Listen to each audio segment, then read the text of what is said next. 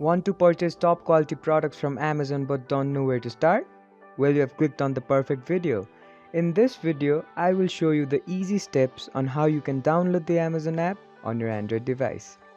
Before we start the tutorial, don't forget to smash that like button and subscribe to the channel for more useful tutorials. Without further ado, let's move on with the video. Firstly, open the Play Store on your Android device. Once the app is open on your device, tap on the Search for Apps and Game box on the top of the screen. Now, type Amazon and tap on the search option on your phone.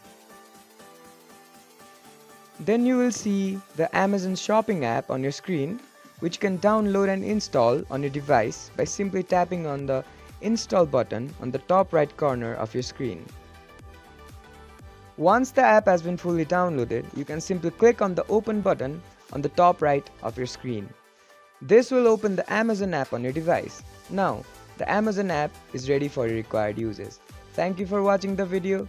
Don't forget to like and do subscribe to the channel for more such useful tutorials.